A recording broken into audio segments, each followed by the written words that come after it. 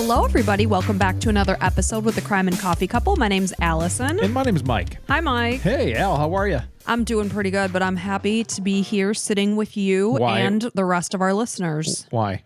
Because I like you and I like our listeners. Oh, I thought you had something behind that. I guess it was just happiness. Although at this point in time, maybe I don't like you so much. And a lot of our listeners are like, oh, you guys are so cute. I hope after 20 some odd years of marriage, we're as happy as you. And Yeah, it's all a farce. Not all a walk in the park. I was lighting a candle. If you're watching on YouTube, I got a new lantern above me. You can kind of see it a little bit, I think, in the video. She's very excited by it. She's like, is it in the video? I'm like, yes, it's in the video. It's beautiful. I love it. But Mike looks at me and goes, oh, are those pants from Amazon? And I said, well, I got them on Amazon. I don't know.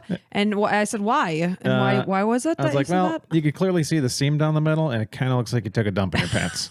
So that's the kind of compliments my husband of 22 years pays me. And that's because, I only allow her to buy like really cheap clothing. So Allow. Yeah. We got to save the nice stuff for like Christmas and birthdays. I'll kick you in the gonads so hard you won't even know what hit you. So I'd watch yourself. Yeah, I mean, there's no allowing and not allowing. Obviously, you buy whatever you want. You're a hardworking person, and you get what you want. Don't you tell me what to do. Our money is our money, so it's whatever. No. And Mike says when I talk to him, sometimes I furiously nod as I talk because I'm like, are you going to clean the pool today? Oh, man, it's so annoying. So the reason that happened is because Allison's got new pillows. So look, we bought new pillows. These are probably from Target, I would guess. No, they're not, Mike. Amazon? They're from Marshall's. Oh, okay. So it's Halloween time. It's time to furnish the podcast studio. You got this skull over here. I think that was been in a couple videos already, right? Yeah, I think I got it a couple weeks ago. But the kid at Marshall's is like, "Oh, you really like Halloween?" And I was like, "Actually, we have a true crime podcast. So. It's called the Crime and Coffee Couple. Why don't you subscribe?" It's called the Crime and Coffee Couple. Yeah. So yeah,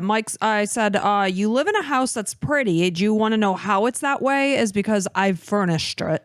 Furnished it. Yeah, and look, you're getting me so worked up. I'm stumbling on my words. If you're watching YouTube, you could see her nodding as she was saying it. Yeah, it's because I furnished it. She wasn't even thinking about that. No. Yeah, that's it's okay. You're just very like emotional, and you're really into what you're saying. You talk a lot with your hands. I do. And a lot of movement, a lot of like just raw emotion always coming out. One of our friends from college would always make fun of me because I would, if I like something, I'd be like, "Oh my gosh, that is so good," and I would use my hands.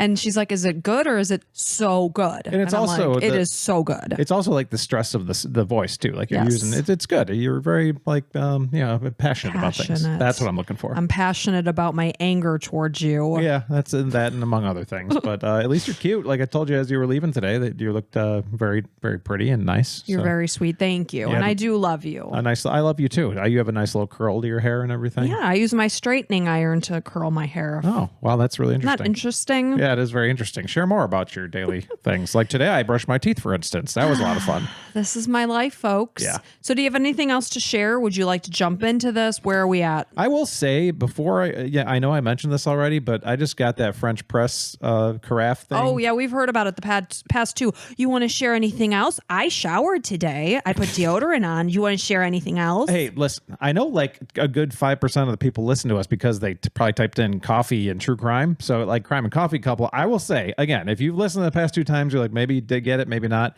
It's pretty darn good. Like it's an insulated French press. It's fantastic. I use it every single day. I'm also just ripped on caffeine in the morning, so it's probably bad, but that's what I was going to say. You are drinking a lot more. Not that I'm counting, but you did mention it yesterday that you've been upping your intake of coffee since you've gotten the carafe. Yeah, this is going to lead to a crash or a heart attack or something along those lines. I hope not. I hope not either, but man alive, it is so good. French roast, freshly ground coffee. I'm going to ask for a coffee grinder, like a burr grinder for I don't know what that is, so you'll have to share that with me. For Christmas. That's coming. Okay. So. Well, you behave and you'll get that. And if you don't behave, then you won't get it. That's okay. And that's okay. And I was thinking to myself, I have a sparkling water here, a bubbly, if you will. And no, they do not sponsor us. But I think to myself, why did I choose a carbonated beverage for a podcast? It's just not a good idea. No, it makes me want to burp every time I sip it. So I apologize if you hear anything. Yeah, sorry about my wife. So we will get right into this episode. I will say this is a listener suggestion. You know who you are. It was a very, very long, jumbled username with numbers and stuff like that. So thank you. You know who you are. So this is the death of Jalea Davis. in the early morning hours of Saturday, November 19th, 2011, a young woman's mangled body was found in the road on the interstate in West Virginia, and a 911 call came through initially at 3:41 a.m.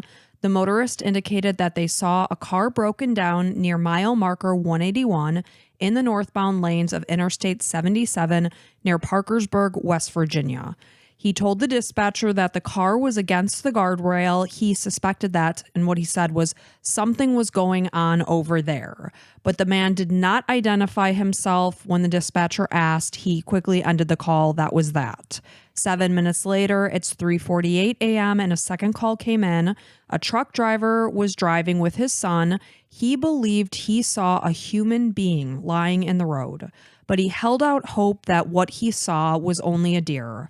And the caller soon confirmed that indeed, sadly, it was a human body. And the dispatcher asked if he wanted to check if the person was still alive or breathing. And this is when the caller told the dispatcher that the victim's remains were scattered across the interstate. And just, it's very hard to tell some of the details of this case. Some of the details are a little graphic, and, I just give you a little fair warning about that. Yeah, listener advised. Yeah, not necessarily at this moment in time, but, I'm just Maybe give us a heads up next time. Yeah, I will. So, he's saying that obviously what he was seeing would not be consistent with life. The caller said that he wanted to start stopping traffic because it was his belief that this was likely a crime scene. And he did say that various times throughout this call. And he and other motorists did stop. They utilized flashlights, tried to stop traffic because they didn't want, if this was a crime scene, evidence to be, disrupted or agitated. And until investigators arrived, they kind of helped the situation. Smart. Must be true crime listeners. True. So investigators soon learned that the victim was 20-year-old Jalea Davis, and eventually her death went on to be ruled accidental. It did take some time. However, based on evidence found at the scene, Jalea's family believed fully that someone had murdered her. Nearly 13 years have passed since Jalea's tragic and puzzling death, and her family still to this day holds out hope that someday the case could be reopened and they could get justice for what they believe to be true. And as you're listening to this podcast, obviously you're going to form your own opinion on what you think happened that night. So Jalea Rose Davis was born on November 2nd, 1991 in Colorado Springs, Colorado. She was born to her mother, Kim Davis, and 18 months later, her sister, this is Tabiana, who went by Tabi, was born, and the two were raised by their mother. They had a close family unit, so it sounds like obviously Kim was a single mom. She was raising two daughters. She had the help of family members, which is fabulous. So Jalea, as a young girl, was described as shy. She was soft-spoken. She was someone that truly everyone just adored. And at some point, the family did relocate from Colorado to Marietta, Ohio. This is right on the border of West Virginia. And as Jalea entered her teenage years, her shy nature began to drop away, and she moved on to be a popular girl that had a very large circle of friends. So in 2009, she graduated from Marietta High School. She worked at a nearby Hollister store with Tabi, and she was going to basically prepare for her next springboard into what her life as an adult was going to look like. And ultimately, she did have the dream of one day becoming a cosmetologist. So Tabi and Jalea were truly inseparable. They were obviously sisters. Again, they're only 18 months apart. They were really to the core best friends. They confided in each other about what was going on in their lives. Everybody needs a person that they could truly be themselves with. Yeah. Because when we go out into the world, oftentimes we're putting our best face forward. You might be having a terrible, crappy day and you'll say, "Good morning, I'm doing good. How are you?" But to be able to drop the veil and share your true feelings and vent, it's important to have that. And to have that in a sister, to me, is a double win. Yeah, that's priceless. I mean, what I was just talking about to our neighbor the other day is that if somebody's normal, then they're faking it. Like anybody that's normal is faking it. Like everybody's got a weird, a freak flag. You have a freak flag. you just don't fly it. You're not even a freak flag, but it's like some weirdness to them. Like there's something we're all into that, just different and funny or whatever. So if you can really truly be yourself in front of your sister or brother, that's like just so awesome. Right. And I always say being your true self is awesome because differences in people is what makes the world go round. It makes it interesting. I like differences in people, and that's to me amazing. But as typical siblings, they would butt heads from time to time and have disagreements. That's normal in any family. So on Friday, November 18th, 2011, Jalea left the home that she shared with Toby at about 5 p.m. She headed over to her friend Kristen Betchhold's house, and the two had met through mutual friends in nearby Williamstown, West Virginia. They had known each other for a long time, but they truly had only begun to hang out maybe over the past 1 to 2 months before this. And according to Kristen, Jalea arrived at around 7 p.m. They baked cookies together. They got showered and ready to go to their friend Brian's house. He was having a little gathering. Jalea drove her car. She drove her and Kristen over, and apparently they got, this is according to Kristen's statement to police later on, that they arrived at about 9:30 to 10 p.m. Jalea last texted with her mom, Kim. It was about 9 p.m. and Kim told her she loved her. She said, "Be good, don't make me worry, and I love you." So there were others gathered at Brian's house. It included a man named Jordan Campbell and Freddie Scott. The group played beer pong while Jalea and Kristen mostly just watched. They themselves did partake in drinking. They were having shots of vodka. And according to Kristen, she had taken about 14 to 15 shots, while Jalea had taken, according to Kristen, at least 16. Wow. That's crazy. So That's this is just in the time that they're at Brian's house. Their night continues on, and we'll wrap back around to this. So it can be noted that according to Jalea's driver's license, which was issued on April 20th, 2011, this is 7 months earlier, according to the driver's license, and sometimes we fudge our numbers a little bit, she was 5'5" and weighed about 110 pounds. I was just going to ask, is she a bigger girl? Because, man, that's something. I mean, even for me, I'm 6'2", 240. Like that'd be a lot. I would not be conscious. Yeah. So some people mentioned that maybe she weighed 125, but she was a slender girl one way or the other. So Kristen said that she worried that Jalea would get too drunk, so she did try to take the shot glasses away from her. She said that every time that she tried to do this, Jalea would just take the glasses back and continue to do shots. However, according to Kristen, she herself was not really that drunk. She also did not believe Jalea to be that drunk. And at 16 shots, again, I don't think you'd be standing conscious. You'd be plastered. Yep. So something about this just doesn't sound right to me. So Kristen did mention the fact that Jalea taking the shot glasses back from her did give her the indication to believe that maybe Jalea was drunk, because in her sober state, she would not normally do that. So Kristen and Jalea, at some point in time, they left Brian's house with Freddie Scott and Jordan Campbell. They stopped off at a market to get another bottle of vodka with Freddie driving. And then they headed over to the local Hardee's to pick up Kristen's friend Katie Nelson, and then they returned to Brian's house. They eventually left Brian's house again. This time they were heading to a bar called the Nip and Q. It's in Parkersburg, West Virginia. And they arrived somewhere between 12 and 1 a.m. Freddie drove the group. This consisted of Kristen, Jalea, Freddie, and Katie. Jalea had left her car back at Brian's. Kristen said that Jalea was wearing a black tank top, jeans, and heels. Kristen recognized that Jalea was drunk, but not to the extent that she was stumbling or slurring her words or uncontrollable in any way, shape, or form. She noticed that she was trying to dance up to Katie's ex-boyfriend. This is a man named Chris Latimer. He was also at the bar that night. She was talking to him very closely, and Katie was there with them. She saw this, and according to Kristen, this did aggravate Katie. So Kristen said that she did try to take Jalea's wristlet away from her for safekeeping. It was like her little purse/wallet thing, but Jalea wouldn't give it to her. They stayed at the bar until about 3:10 a.m. and now we're into the early morning hours of Saturday, November 19th, 2011. So supposedly 16 shots plus staying at a bar for like 2 or 3 hours. Right. Then drinking while you're there. Like she wouldn't be able to walk. So she would have taken the 16 shots, according to Kristen's reports, at Brian's house before they even went to the Hardee's and picked up more vodka. And we're able to stay awake till like 3 a.m. Till 3 a.m. Like I'd have passed out well before that. Right. So, that's very questionable to me. So after they left the bar at 3:10, Freddie drove the group back to Brian's with Kristen sitting in the passenger seat. Jalea and Katie were in the back seat. They arrived to Brian's house right around 3:30 a.m. They sat in the driveway basically just talking and trying to figure out what they wanted to do next.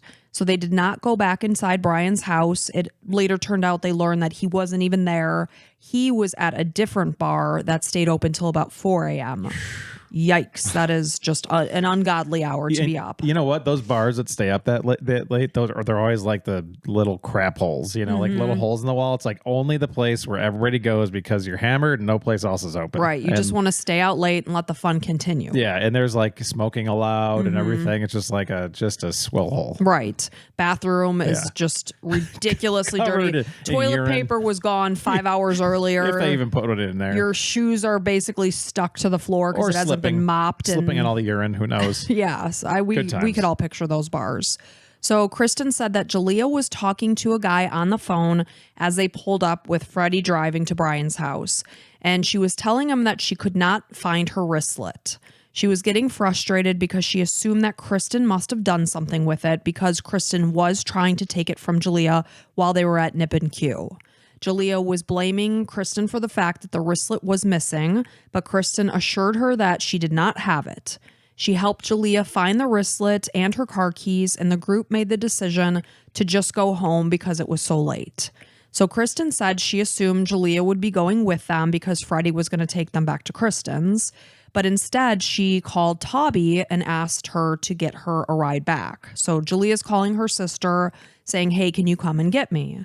So Kristen said that as they all got out of Freddie's car, she continued to confirm with Jalea that Tabby truly was coming to get her and that Jalea had no intentions of driving. And Kristen said that she was not going to allow her friend to drive, knowing how much she had consumed in terms of alcohol that night. And according to Kristen, she did overhear Jalea tell Tabby, I need you to come pick me up. I will explain what is going on when you get here. She said that Jalea was not upset with her. There were no arguments that happened other than Jalea being slightly irritated that she couldn't find her wristlet and blaming Kristen for taking it. Okay. So according to Kristen, she, Katie, and Freddie left Brian's house. It was just about 3:40 a.m. And, of course, this is when they've confirmed, yes, Tabby is coming to get Jalea. She said as they were basically driving away, Jalea was sitting in her car waiting. At 3:50 a.m., Tabby called Kristen and asked where Jalea was. Kristen told her that she was waiting for her at Brian's house. She kind of started to give some directions just to be sure that Tabby knew where she was going. And Tabby explained that she was not able to get in touch with her sister, so Kristen began calling Jalea, but there was no answer. In the meantime, Freddie drove her and Katie to McDonald's before taking them back to her house, Kristen's house. So while they were all still in Freddie's car, Kristen spoke with Tabby again. It was 3:53 a.m. She heard Tabby say, "Oh my God," and then the line just cut out. Kristen tried calling her back. She did not answer. Tabby didn't call Kristen back until 4:16 a.m., and when she did, she was hysterical. She told Kristen that Jalea had been hit by a car. They found Jalea's car, but they were unable to find Jalea. This is what's just happening. There's a lot of crying and chaos on these short little blips of conversation. Jalea, so basically this is what's happening. Again, it's 4:16. So Tabby told Kristen that there was a bunch of police cars on the scene at the interstate at the time. So when an officer asked Kristen what she believed happened to her friend, she theorized that Jalea had crashed her car into a guardrail on the interstate, got out of her car, and began to walk in fear that she could be potentially facing a DUI if she was caught behind the wheel. And she theorized that maybe as her friend was walking down the interstate, it's the early morning hours, the sun has yet to rise, Jalea did have a black tank top on, dark jeans. Maybe a car didn't see her and maybe a car hit her. That's what Kristen is just quickly theorizing in this police report. So, then the officer is asking Kristen what she felt about the rumors that had begun to circulate. And we'll learn more about what, may have been said. So is Kristen even at the scene of the crime yet? Not at all. So she's got this whole story put together like quickly, just like, well, if I had to guess, I would guess that she was drunk driving and she slammed into something, then she got out of the car. Like she didn't even hear like what was going on. She at the scene? did. So this is like a couple days later. Yeah. It's based on the pieces of information she heard about what happened that night. Okay, so it's she's plausible. putting the pieces together about the things she heard and what she believes. So the officer is asking her why she thinks she was chosen as a scapegoat, and she said she had no idea why. The officer referenced the fact that Kristen was being accused of beating Jalea up and pushing her from the car. Kristen assured the officer that she was a good friend of Jalea's. She would never have done anything like that to hurt her. She didn't understand.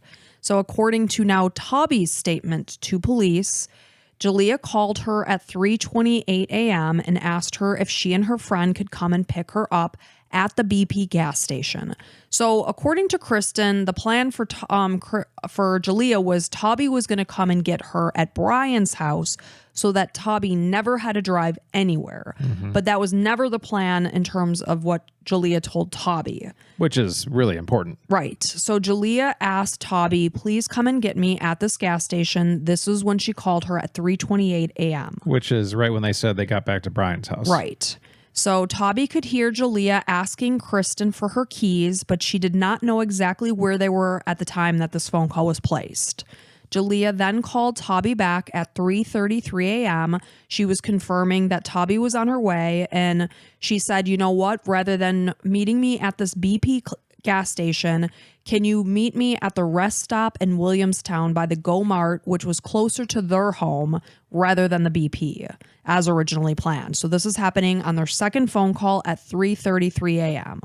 When Toby asked her where she was, Jalea said that she was on the interstate. Toby made the assumption that Jalea was alone because she did not hear anyone else in the background, whereas on the first call at 3:28, she did hear Jalea asking Kristen for her car keys. So this time Jalea is saying she's on the interstate. So Toby said that during the second phone call came through at 3:33, Jalea did sound very mad. She told her that she and Kristen had gotten into an argument. Jalea vented to Toby about Kristen. She was basically calling her a lot of unsavory names. Interesting. Maybe a see you next Tuesday was thrown in there. Okay. She accused Kristen of being a bad friend. And when Toby is asking her sister, well, what happened? Jalea is saying, I will tell you when I see you. So that's exactly what Kristen said that they said to each other. Right. So she heard that piece, so she must have been near her or something when Right. that happened. Got it. So this is, again, we're trying to put the pieces of everything together. Yeah. So now, of course, officers reviewed Jalea's phone, and they did see in her call log that she had called Toby additionally at 3:36 a.m. According to the call log, the call lasted 26 seconds, but Toby said her phone never actually rang. She said, I had my phone with me. It did not ring. I did not speak to Jalea when she called me at 3:36 a.m. Probably accidentally picked Right. it up and it was just, she didn't hear her. So the only two times Toby had spoken to Jalea that around that time was 3:28 and 3:33. So only 5 minutes after the third call was placed, which was the one that Toby never even picked up. This was at 3:36. This is when the first 911 call came through at 3:41 a.m. Wow. So just literally 5 minutes. So the caller, again, told the dispatcher that there was a car broken down on I-77 North near mile marker 181. The lights were on. The car was against the guardrail. The caller did not see anyone, but told the dispatcher something's going on there. The call ended before the dispatcher could obtain the name of the male caller. And then, of course, I mentioned that second call came through. This was 7 minutes later at 3:48 a.m., which was 15 minutes after Toby last actually spoke with her sister. A truck driver indicated that he may have seen a body in the road. Again, it's completely dark outside. He's praying it's a deer, and he's telling the dispatcher, I'm going to walk in the direction of what I saw. And as he got closer, this is when he confirmed, indeed, sadly, this was a human body. The caller was referring on the line to the victim as he because he could not even identify the gender of the victim in the road, due to the gruesome nature of the scene. And this is where I'm going to kind of give you a little bit more detail on what the caller saw. It's terrible. So fast forward a minute if you don't want to hear it. Yeah. So Jalea was naked from the waist up. Her head was no longer attached to her body. Ugh. Her right breast was missing. One leg was broken. The bone was visible. She wore only her jeans and her underwear. Her shoes, her bra, her shirt, her coat were not in place. Unexplainably, her clothing was found draped over the guardrail post. Her bra was at the bottom, her black top was draped over that, and her white coat was draped over the top. So in a layer, it's bra, black tank top, white coat. Well, that's weird. Like somebody took it off and then put it, like laid it there. That is the most mysterious part of this case, in my opinion. So the truck driver said he had never touched the clothing. That is just how it was. He had not approached Jalea's car, which was located 0.2 of a mile, which is about 0.2 miles from where Jalea's remains were in the street. And the car was up against the guardrail. It was in gear. It was running, idling. The doors were locked. The headlights were on. Jalea's car did not automatically lock. The lock button would have had to be physically pressed from the inside in order to lock. Some cars, as you put it in drive, it automatically locks. Her car did not. The car had not traveled a straightaway from where her body was located. It would have had to travel uphill and maneuver around 2 curves to make it to the location where it ultimately stopped. Okay. All of Jalea's personal belongings, including her phone, her wristlet, everything was inside the car. Within minutes of the call, deputies did arrive on scene and they did close off the interstate. So in the meantime, of course, Tabi is driving to meet her sister now at this rest stop along the way. And she is rounding a curve. She's driving with her friend, and all of a sudden she's seeing emergency vehicle lights on the scene. And this was at 3:53 a.m. when Tabi was on the phone with Kristen, and Kristen recalled hearing Tabi say, "Oh my God," and then the line was disconnected. So Kristen called Tabi again at 4:07 and 4:09 to find out what was going on, but each time Tabi hung up on her. Obviously, she's in a state of extreme distress and panic, wondering if this is her sister. Yeah, nothing else matters. No. So Kristen texted Tabi at 4:49 a.m. She asked her what was going on. She texted again later that morning at 10:06 a.m. and she was asking Tabi if she was awake, if everything was okay. There were also several missed calls from Kristen. So after Tabi pulled over, she and her friend approached the officers and asked them what happened. And of course, in the back of her mind, she's thinking, please don't let this have anything to do with my sister. They were told that a woman's body was found in the road. It was an African-American woman, and there was a white peacoat present at the scene. That's all that they were told. And this was enough for Tabi's heart to basically just break, her stomach to drop. She just knew that this had to have been her big sister. And my heart just breaks for her and her family. Yeah. So in a state of panic, Tabi immediately called her mom, who had been fast asleep. We're talking, this is 3:54 o'clock in the morning.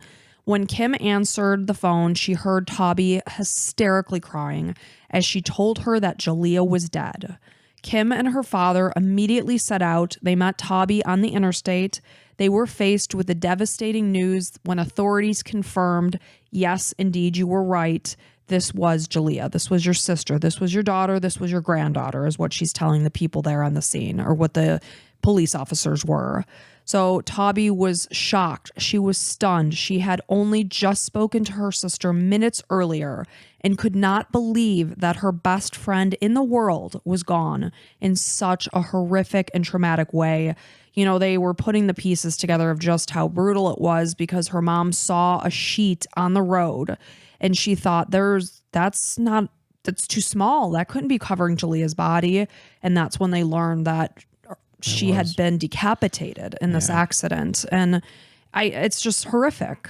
So investigators spoke with the family on the scene. Obviously, there's a lot that they don't know at this point in time, and they're just speculating that Julia's death was likely a result of a horrific car accident. There didn't seem to be any other cars involved in the accident. Investigators speculated that Julia had gotten distracted, which caused her to strike the guardrail. They mentioned that the dome light was on inside her car, which indicated that she had probably turned it on to rummage around and look for something while she was driving. But her family, specifically Toby, say that this is not accurate. When we pulled up to the scene, I would have noticed if her dome light was on because it was so dark outside. And Toby is firm on the fact that no, her car was dark, the dome light was not on. Interesting. So as more evidence was gathered, the family's confusion only grew. The damage found to the passenger side of Julia's car was not consistent with the horrific extent of injuries that were seen on her body. Her car truly looked like you could have hopped in it and driven it from that scene. Yeah, so this whole like pushing her out of the car definitely seems more feasible than a car accident. Right, because again, I will confirm that the car didn't look terrible. So that was confusing to her family. Her car looked, like I said, as if it could be driven away. There were scrapes from the guardrail that ran down the side of the car. There was damage to the passenger side front corner of the car, kind of like where the headlight is. Like the headlight could still be on. It was like the corner piece of the headlight. So evidence indicated that Julia's car struck the guardrail by mile marker 181 on I-77, which caused her to be ejected from the passenger side window. Blood evidence indicated that after her body was ejected from the car, she struck a guardrail post, which caused her body to basically catapult over the roof of her car and into the traffic lane of I-77, where her body was then struck by multiple tractor trailers that was traveling down northbound on I-77. None of them called, probably. I mean, besides the one, maybe. Maybe, yeah. There were several calls. Some speculated it was a deer in the road. There was another one after the initial two first calls. Okay. But the investigators went on to say that her body had been hit multiple times by tractor trailers. Jeez. So just horrific. Yeah. So blood spatter there was a lot of blood splatter on Julia's car. So on the back roof of the car toward the back window as well as the trunk, there was a lot of blood dripping down the trunk of the car, but there was no dents in those areas of the car. The Davis family found it very strange. This is where her mom was mentioning, how can an adult 125-pound body hit the roof of the car and there's not a single dent or sign that it did? Yeah. They couldn't understand that. So there was a spider web crack to the windshield on the passenger side, which is typically seen, obviously, in cases where a victim has struck their head against the windshield with force. The driver's side airbag had deployed. The passenger door window was broken out. There was no blood found inside the car, according to investigators. The passenger side airbag had not deployed, which told investigators that there was not a passenger sitting in the passenger seat, because obviously that requires a person's weight to engage that airbag. Mm-hmm. Julia's family could not comprehend her death. Beyond their shock and utter grief of the sudden loss of 20-year-old Julia, they felt unsettled by the evidence that they saw at the scene. Later that morning, after the officials left the scene, Julia's grandfather returned to the area. He just wanted to get a better look now that it was daytime. He basically walked along the interstate where all of this horrific tragedy had happened, and he took a lot of photos. He said that as he was walking, he noticed a girl's footprint in the gravel by the guardrails. It wasn't like gravel that you think of big rocks. It was a very fine gravel that would have left a footprint. He found that strange as well. So, he's kind of doing his own investigation at this point in time. He found the hood of Julia's white pea coat. It was covered in blood. It was on the other side of the guardrail, down an embankment toward like a grassy area. He also found a metal earring that Jalea had been wearing. It was found 18 feet from where it was determined that Jalea's head initially struck the guardrail post, which would have instantly killed her. And they're determining this based on the blood on the guardrail post. So again, it's 18 feet from where she would have struck her head. So even more confusing, why was Jalea naked from the waist up? How had her clothing been layered over the guardrail? 8 posts farther down from the post that her head had initially struck. It just didn't make sense to her family. And to many, it appeared as if someone had draped these items over. That's exactly. If they're layered like that, like, doesn't make any sense. So when investigators went to Kristen's house to obtain information about the night of Jalea's death, because Kristen and Freddie and Katie were the last people with Jalea that night, her dad is telling the officer at the front door, because she lived with her father, that Kristen didn't want to talk, and here's the information for our lawyer. So Jalea's family learned that Kristen had obtained a lawyer within 12 hours of learning of her friend's death. They found this to be mind-boggling.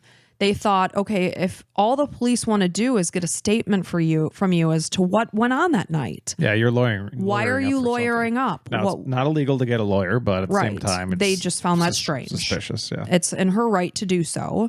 So why wouldn't Kristen want to provide the details from that night if she had nothing to hide? Yeah, she's saying the story, this is a dear friend of mine. I don't know what you're talking about. So if this is a dear friend, wouldn't you want to help find what happened to her? Oh my gosh. If it was my dear friend, I would be so devastated. I would tell them exactly what happened that night.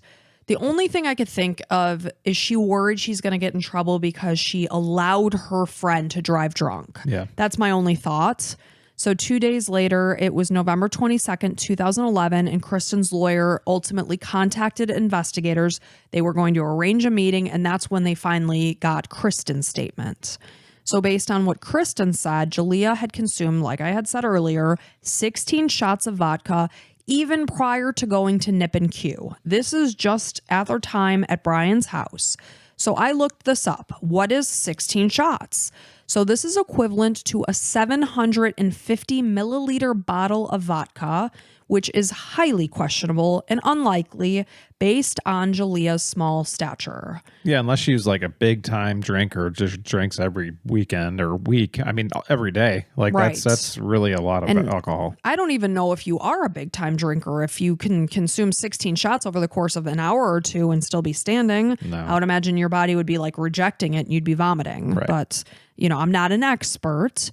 So Kristen again also indicated that despite this quantity of alcohol, Jalea didn't really seem overly drunk. Yeah, that's impossible. She wasn't stumbling and she wasn't slurring. She specified that. And how'd you know that she had 16 shots? Like, you know, like usually if, you know, when I was drinking, it'd be like, well, if I had to guess, I'd have like 6 or 7 beers or whatever. It's like, okay, so you had 16 shots and I had 15 shots. Right. It's like, okay, weird. And you know, Kristen is saying, and I'm not much of a drinker. It's like, if you had 15 shots, yeah, like that's a lot. It's like, do you know what a shot is? Like, is just to pour it out in front of her, be like, that. This is what you're talking about. This is what we're just so we're on the same page. Right. Exactly. So the Davis family also wondered why Jalea had been so upset that night, because she was to the point that her sister Tabi on the 3:33 a.m. call had referred to her as hysterical. Calling Kristen every name in the book, how she's a horrible friend. And she specifically said on the 3:33 a.m. call, I will tell you when I see you what happened. So they also didn't know why Jalea had called Tabi to change her location, why initially the BP, why later the rest area. That was something they'll never know. You're certainly not getting that from Kristen right now. So again, when Jalea's car was found about 0.2 miles from where she was, the car was still idling. So obviously the keys were still in the ignition. And another thing that just really stood out to her family was that Jalea's favorite keychain was missing. It was not in her car. It was a jewel-encrusted J that Tabi had given her sister for her birthday. It was near and dear to Jalea's heart. It was always, always, always attached to her keys. And within days of Julia's death, a friend of hers saw that Kristen had the keychain. Interesting. And she's telling this girl that Julia gave it to me. Right. And her friend's like, to take a keychain off, it's a pain in the butt. Yeah, you have to like go out of your way. Like I have to get a butter knife and pry it. I just never take my keychains off because I hate it. Right. So that was something that was a small detail, but it was very weird. And it made no sense to Julia's family because they couldn't imagine why she would have suddenly taken off her keychain and given it to Kristen. And Toby did hear Julia at 3:28 asking Kristen for her keys. So just another strange detail in this. So as word of Julia's death spread through the small town of Marietta, Ohio, rumors quickly began to grow. And then this is where the police officer is asking Kristen, why have you been chosen as a scapegoat and accused of this, that, and the other? People began to discuss not only the horrific nature of Julia's death, but also the suspicious things that were found at the scene. And the sheriff's department agreed with this. They launched an investigation and they did refer to this case as suspicious. So who's calling Kristen the scapegoat here? Like how's Just this a happening? rumor mill around town, it sounds like. Okay, so people are talking. People are talking. Some of my references said even people like witnessed things happening or heard from a third party that they heard that Kristen pushed her and someone else hit her.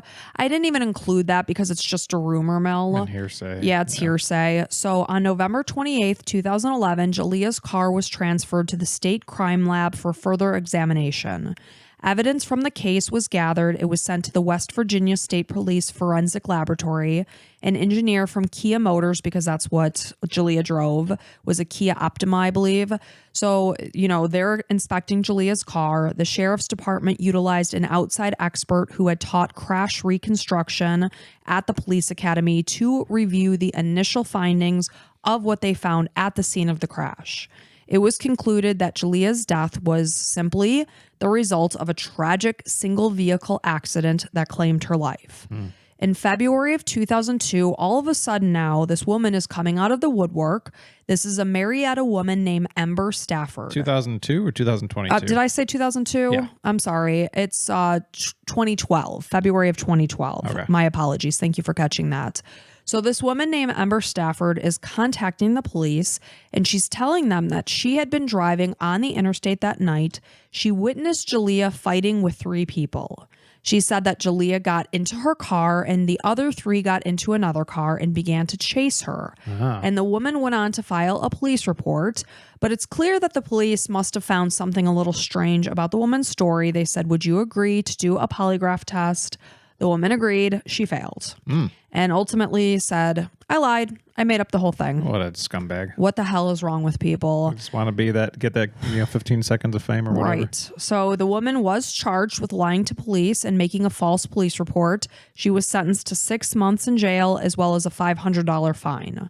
So in March of 2013, this is 16 months after Julia's death, the autopsy and the toxicology reports were released. The toxicology report concluded that Julia had a blood alcohol level of 0.19%, which is more than twice the legal limit. That's pretty high. And her vitreous alcohol level, this is obtained from the fluid from the middle of your eye, was 0.24%. Is that how is that different? Well, obviously it was 5 percentage points away. I don't know if they just look at both. Yeah. It's kind of like if you take blood pressure from various parts of your body, you're going to get different readings. So either way, it was high. Either way, with one way, the blood, it was 0.19. With the vitreous, it was 0.24, very high. 0.08 for a form of reference in the United States, in most states anyway, anything over that is illegal to be driving. So it was at this time that the Wood County Sheriff's Office closed the investigation into the death of Julia Davis after it was ruled accidental by the state medical examiner's office, with alcohol playing a contributing role. The Wood County Sheriff's Office indicated that they spent hundreds of hours investigating the case, as well as following numerous leads, which according to them all brought negative results. So in terms of the finding of Jalea's clothing that was hanging over the guardrail, it was theorized that her body went across the guardrails and just ripped the clothing from her body. And again, we know that her shoes were also missing. They said that these would have just flown off from her feet because of the impact. So investigators determined that on the night of Jalea's death, she drove her Kia Optima in a heavily intoxicated state down Interstate I-77, Interstate and I-77. That's redundant. I know that. So they speculate that she was driving at around 70 miles per hour when she struck the guardrail on the right passenger side. She made initial impact with the front right headlight. Jalea was not wearing her seatbelt, and the impact, according to this whole investigation, caused her body to be thrown across across her car seat, where she was ejected from the right passenger window. Now, I will tell you that there was a spider web crack in front of the passenger. So if you were sitting in the passenger seat, it would be like that way. So clearly she had to have struck that and then busted through the passenger side door window. So the window was broken? The window was broken, and it was a very cold night. There was frost on the car. So Jalea wouldn't have been driving down the interstate with her car window open. They said it was busted out. Okay. So again, she is ejected from the right passenger window, as this was the only window that had been broken out. As this was happening, her driver's side airbag was deployed. As she was ejected from the passenger door window, her body hit two posts on the guardrail, which caused her body to flip over the car. And, according to Jalea's mom, investigators told her that she was basically, at some point in time, her body was spinning on the roof of the car. So in regards to Jalea's missing J initial keychain, the Davis family did not end up getting the keychain back until after the case was closed. They had to actually retrieve it through Kristen's lawyer. Yeah. So obviously things got very ugly between Kristen and the Davis family. Sure. If she didn't personally give the keychain back, they had to get it through the lawyer. They had to wait until the case was closed. And it sounds like that wasn't until like 2 years later. Yeah. So Kristen also sent a tweet after Jalea's death, and it read, "I would probably be blaming me too." And she, just to give you a side note, she did not spell blaming correctly. She said, "If I'm the one that told my sister to drive drunk." And then she did hashtag, "that would be some guilt." Oh my God, what a jerk. Why would you do that? And especially somebody who is such a good friend of yours, you idiot. Why would you hurt a family that is already hurting so badly? Because she's hurting as a human being, obviously, because she killed somebody, most likely, allegedly, perhaps. I don't know. Yeah, she's just trying to hurt other people. So Jalea's family were able to obtain every piece of evidence from her case through what is known as the FOIA request. Freedom of Information Act. You're so smart. I am. Well, I'm not, because I had to look that up. That's okay. So I'm dumb. No, so you're not. We all know that now. So they learned that. So again, the investigators said that there was not blood in Jalea's car. So the family is obtaining this information, and according to the family, there was blood on the front of Jalea's car, in the passenger side wheel well, along the bottom of the passenger door. There was also blood inside the broken headlight, along the back roof of the car, which you could clearly see, down the window, and as well as dripping down the trunk of the car. There was, according to the family, a large bloody handprint on the inside of the driver's door handle and armrest. Okay. Which that's highly suspicious. Highly suspicious. But according to the professional reports, there was no blood in Jalea's car. And they see it there. They see the pictures, right? Is that what you said? This is according to the case that they got this Freedom of Information Act. Okay. All the evidence and yada yada. So they were told there wasn't anything, but they see that they did know that there was. Yes. Oof. So there were also acceleration marks leading away from a pool of blood on the road, and her car had traveled uphill and around two curves in the road after she had been ejected from the car. Her family also walked up the interstate, and according to their feelings and opinions, they did not see extensive damage to the guardrail as you would expect to see if a car slammed the guardrail at 70 miles an hour, causing a driver to eject first hit the windshield and then eject from the passenger side window. It'd have to be major force. Yes. And then slingshot up and over your car and spin around on your car and then be left on the, like there's so that'd be such a horrible accident. Right. And according to Kim, she said, they basically want me to believe that my daughter's body was a human boomerang as it came out of her car. I mean, I don't know about the physics of it all, but man, that's just something stinks about it. And, you know, obviously everything would have happened because I've tried to picture this horrible, horrible scenario of what could have happened according to investigators. And obviously I'm picturing Jalea driving at about 70 miles per hour. She must have swerved off to the right, hit the guardrail. I'm watching, you know, like in my mind that she's hitting this windshield, going out the window, hitting the guardrail, going over the car. And then the car drives another 0.2 miles from that location. Again, it went around 2 curves. And it went uphill, and they do see acceleration marks from this pool of blood that was in the road. Obviously, her car could not have accelerated without a driver behind the wheel. So all these things are very confusing to the family. So the family was highly confused by the way that Jalea's clothing, just as I had been, very confused by how the clothing was found over the guardrail. Other than being covered in blood, because there was a lot of blood on the white jacket, Jalea's clothing was truly not in very bad shape. Like there was a tear under the armpit of the bra, but all in all, for how she was found, you know, if you didn't listen to that part, you don't want to know, but it's just like, for how she was found, that thing would be ripped to shreds. Right. Like and they'd be in 5 different places probably. Like just how she was flung and everything. Like there's no way they'd be like, it almost sounds like somebody washed them and then set them there. Right. It's like, bum, bum, bum. Okay, here they are. So again, the jacket was mostly intact except for the hood that had been detached and found by the family over the guardrail and down the embankment in some grass. So the hood was detached. The hood was detached, but the coat was otherwise intact. It didn't look that bad. Weird. And again, just the way that it was draped. So the sleeves of the jacket were also right side in versus inside out, as would be expected. Okay, say you're wearing a bra, a tank top, and a coat, and you're running by somebody and they reach out and grab it. Everything's going to go inside out. The bra's going to be first, the shirt's going to be next, and the jacket's going to be last. That is not how it was found. Unless it ripped first or something. Yeah, I don't know. I tried to just think about how it could possibly be found in the way that it was found, and I just couldn't picture it. If they're all intact, there's no way that would be possible. And again, there's rippings here and there. No, I mean, like it would have to be like all the way across, and then it would have to be like flung there, and then, you know, just somehow land on top of each other. Yeah, I don't know. It was very, very confusing to me.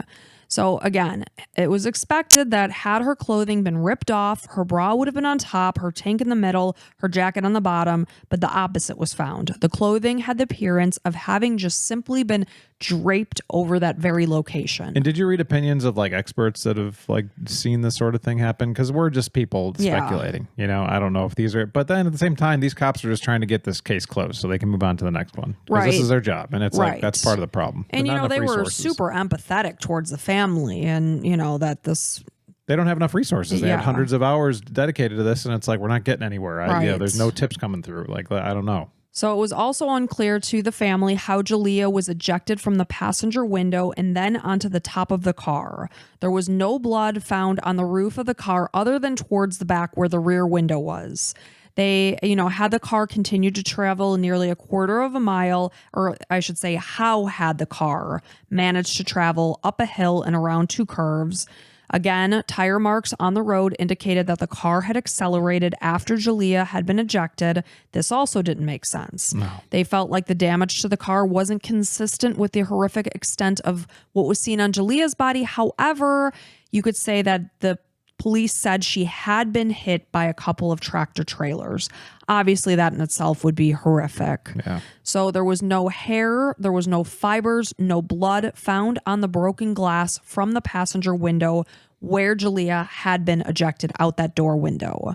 They would expect, how could there not have been? So Kristen told investigators that she overheard Jalea tell Tobby that she would tell her what happened when she saw her. However, Tobby indicated that Jalea said this during her second call at 3:33 a.m., which was only, a minute after the timestamp from what the McDonald's footage ended up being pulled. Because obviously Kristen said, Freddie drove us through the McDonald's drive-thru. He even asked, like, what did you guys eat? She said she had chicken nuggets. She believes Freddie had a burger. Maybe Katie didn't eat. She wasn't sure. So the timestamp on McDonald's was only like a minute or so different from when they were seen on the drive-thru versus when that call came through and when she told Tobby this. Okay. So that was confusing. How did she know Jalea said that to Tobby? Right. And Tobby also said that at the time Jalea told her she was on the interstate. She did not hear anyone in the car at that point in time. Well, Kristen's been caught lying, a couple times at least. So she's not telling the truth and she's not saying anything, which, is definitely suspicious. So there's definitely some time in this story that Kristen gave that's off. She's saying that they left Brian's house at 3:40 a.m. We know that couldn't be true because when Jalea's on the interstate, it's 3:33. There's about 15 minutes in there somewhere that's getting played with. And I understand that's people aren't just like clock watching. No, but she probably, I don't know. I don't want to speculate. Right. So Jalea's family felt that her friends were not thoroughly investigated. Their phones were never searched. Kristen indicated that Freddie had driven them to McDonald's after they left Brian's house. She said that Jalea was just waiting in her car for Tobby. Surveillance video did not show images of Freddie's car. I'm sorry, I correct myself. It did show images of Freddie's car at the drive-thru. This was about 6 miles from the crash scene. The video did depict Freddie as the driver. There did appear to be a person in the passenger seat. There did appear to be a person in the back seat. It could not confirm who these individuals were. It was time-stamped at 3:32 a.m., but the staff at McDonald's did indicate that it's possible that the time could have been off by a few minutes.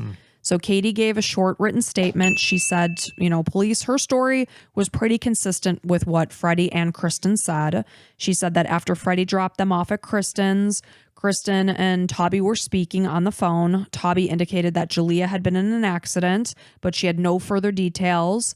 Tobby ended the call because, of course, she was hysterical. She was figuring out that her sister might be involved in this accident. At 4:15 a.m., her ex-boyfriend, this is Chris Latimer, he picked Katie up from Kristen's. They went off and spent the night together. And it wasn't until she woke up the following morning, or later that morning, I should say, that she actually learned the terrible news that Jalea had died. Chris no longer lived in the area, but he had known Jalea since 9th grade. The two kept in touch, and during his time at Nip and Q, he spent a lot of his time with Katie, Kristen, and Jalea, and he said that Jalea did appear to be rather intoxicated. He said that she was wearing heels and that she seemed to be struggling. She was falling all over the place. He did not think that she was feeling well, so he wanted to stay with her so that she did not feel left out from the group. He confirmed that he picked Katie up from Kristen's somewhere between 3:20 and 4 a.m. He asked her why Jalea was not with them, and Katie mentioned that she and Kristen had been arguing, and Chris speculated that maybe Kristen was angry at Jalea for trying to talk to him, dance with him, while Katie was standing right there. So there was definitely some talk about how Kristen and Jalea were arguing. So it is Jalea's family's belief that Jalea was murdered, and it was covered up with the help of the sheriff's department because several people that Jalea was with that night have parents or family members. Son of a bitch, that was like in my head to ask you, did anybody have any connections? Oh my God. This is my least favorite thing, any of these. And I'm nothing's a favorite of mine, but it's just like, when this sort of thing happens, when people are putting things under the rug and sweeping things under and just like it's a good old boys network, especially like in smaller towns, it's just like it reeks, and it's like the worst part of America, of any country. It's just like, we'll take care of each other. Like I get, little business deals here and there. That's fine. But like when people are murdered and people die and loved ones are lost, like I hope all these people go to whatever hell there is. We don't know for sure. It's like 99%. Like this is why they stopped investigating it. I don't know. Yeah, this is all alleged. I have no idea. I'm just guessing and speculating, but sorry to cut you off. Go ahead. So specifically, Kristen's grandfather was a former sheriff for the very department that investigated Jalea's case. Okay. So the things I find the weirdest is that Kristen lawyered up immediately. that Julia's clothing was found the way that it was found, the acceleration marks on the road, the fact that the car had to go uphill and around 2 curves.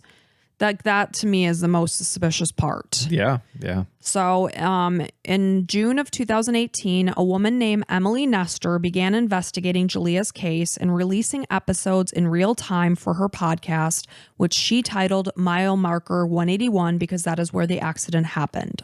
She lived just across the border in West Virginia from where Julia lived in Marietta, Ohio. They were similar ages, so she identified it with this case.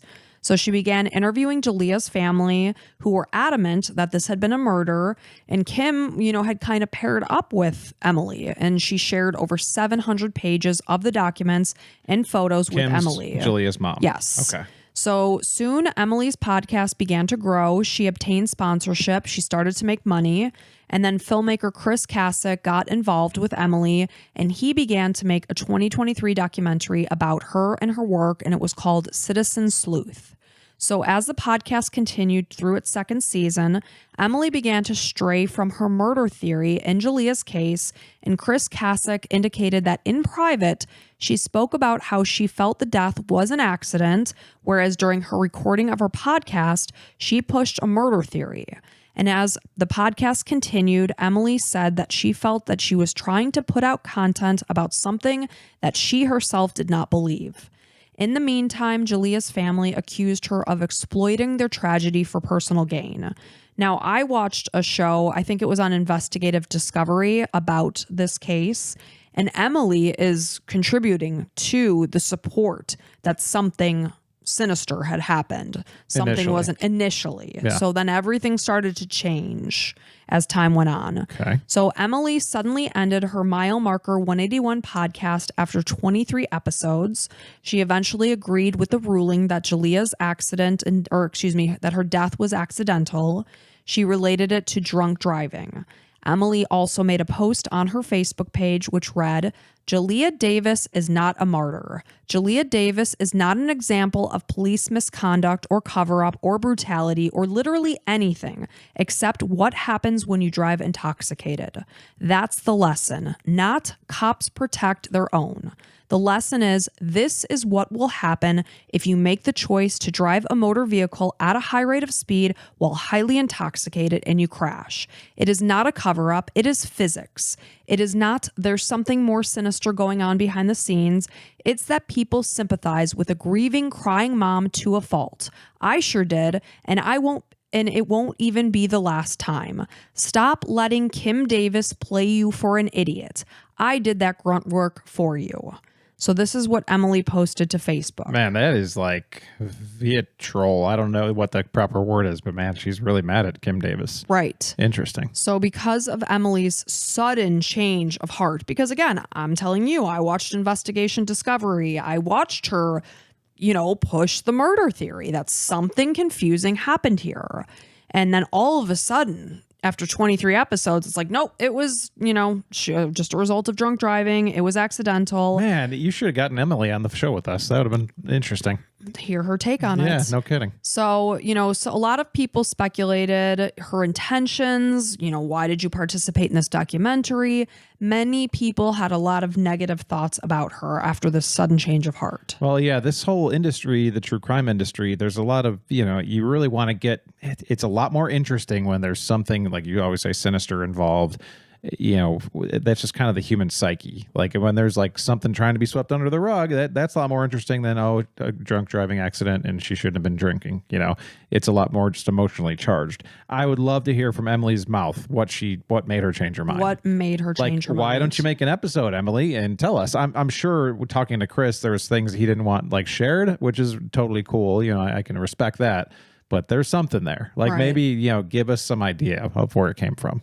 So many within the area of Marietta believe that Julia was met with foul play on the night that she died. We know she was intoxicated. There is no question about that. And there's no excuse for drunk driving. No. You're an idiot a-hole for drunk driving. And I'm not saying Julia. We're not calling Julia that, but I'm saying we're just anybody who does that is making bad choices. Right. I'm never going to defend drunk driving. I'm never going to make excuses for it. It should never happen. At this day and age, we have ride shares. Call somebody, get somebody to take you somewhere. but Yeah. that's not the point. So they believe that someone else could have been driving her car, that they struck her body, which caused her to strike her head on the guardrail post, fatally wounding her. As the car continued to drag her body, she continued to strike the following posts until the car stopped. The driver then accelerated at a high rate of speed with Jalea's body still attached to the car, driving away from the guardrail to the passing lane where her body was ultimately left. From the first post to where, that she fatally struck her head to where her body was found was a span of more than 82 feet. Now, again, the officers did say she was potentially hit by a couple of tractor trailers. Which will definitely move her body. Which would move her. But, would it move her 82 feet? I don't know. I'd say it's possible. It's possible. Completely. So the family of Jalea Davis have opened a GoFundMe page to help cover the cost of an attorney to represent them in the battle of finding justice for Jalea. There is also a Justice for Jalea Facebook group, but in December of 2023, the page was hacked and they have been unable to recover the contents of their original site. Ouch. Regardless, if you believe that Jalea's death was accidental or a murder, we can only hope that her family will someday find the peace and closure that, they really need. And there is a petition if you would like to sign it. It's on change.org that was started on May 17th, 2020. It has over 16,000 signatures of a 25,000 goal. And that is the story of the death of Jalea Davis. Wow, that's a lot of twists and turns there. I would definitely be curious to reach out to Emily and see her thoughts. I'm sure every true crime podcaster probably has reached out to her and she's probably sick of hearing about it. So yeah, maybe I'll send her an email and see what's up. But Emily, if you're listening to this, let's have a conversation. I'm open to anything. I'm not one of those people running after, neither of us. Right, no, not at all. We want to present facts. And that's all I wanted to do is present facts in this case. The thing I found the strangest of all had to have been the clothing. The clothing and the blood inside the car that was never shared with the Davis family, and no blood on top of the car when she was supposedly decapitated and torn, a lot. There's parts of her body and other things. So there's a lot of it stinks. And then the acceleration after the point, like it doesn't, too many things just don't make any sense. One side of me, I get not enough resources to follow it. That's one side, but not saying a lot of these other parts. That's baffling. And again, you could say that a lot of the damage to her body was seen because of the tractor trailers hitting her. Who hit her? I don't know. I don't know who hit her. Did they ever figure that out? The drivers probably never stopped, etc. How did they know it was two tractor trailers? Maybe that driver who called at 3:48 a.m. said. And why didn't the police reports say those things instead of the whole being flung off of the guardrail and spinning on the car? Like, I don't know. And without a doubt, her head did strike that guardrail. There's no doubt about that based on the blood that they saw. Right. But, it's just the clothing is just the thing I cannot get out of my head. I mean, could somebody step forward, one of those people? Because there's 4 people that saw it probably, or 2 people, or at least one other person. Well, like I said, that driver who made the 3:48 call and discovered and walked up to Jalea's body said he never touched that clothes. Yeah. Interesting. So, well, thank you for sharing the story. And if you appreciate how we tell stories and want to hear more, then go ahead and become a patron or an Apple subscriber. On Apple, you can just become a free trial member and you can listen as many as you want. So go check it out. And, we deliver 1 free episode every week, every Sunday morning, and then 1 bonus episode every week, depending on your subscription. So, 4 regular, 4 bonus. Yeah, exactly. That's per month. Yes. And so thank you for listening. We really appreciate it. Absolutely. Oh, you're looking at me. Okay, well, I'm taking over, folks. That was kind of an awkward transition. I'm sorry. Terrible transition. But we do appreciate each and every one of you being here. If you did want over 70 episodes of bonus content, it's there. We will welcome you into the Crime and Coffee Couple family with open arms. And until next time.